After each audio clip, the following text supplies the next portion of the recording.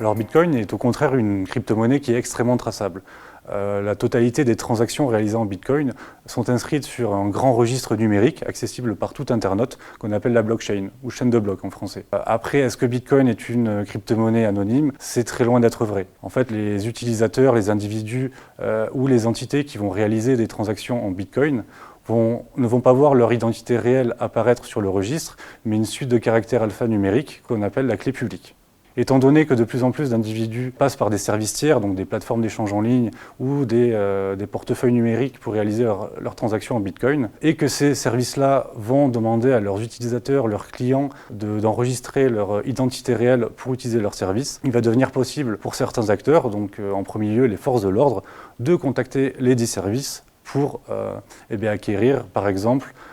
l'identité réelle d'une clé publique qui se cacherait derrière une transaction jugée illégale par ces forces de l'ordre.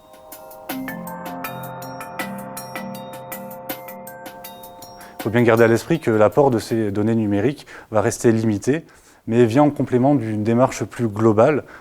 du chercheur qui inclut également et qui va permettre la réflexion d'un terrain de recherche, par exemple dans l'espace physique, avec une démarche plus classique. Et ces deux approches-là, ces deux démarches-là, sont en fait complètement complémentaires.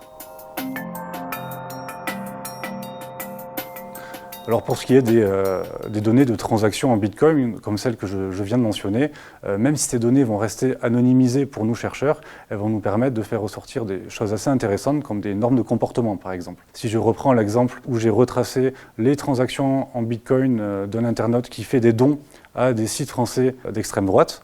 j'ai pu m'apercevoir que cette même personne, même si je ne connais pas, je n'ai pas besoin de connaître son identité, réalise des dons similaires à des sites, à des médias d'extrême droite, que ce soit en Grande-Bretagne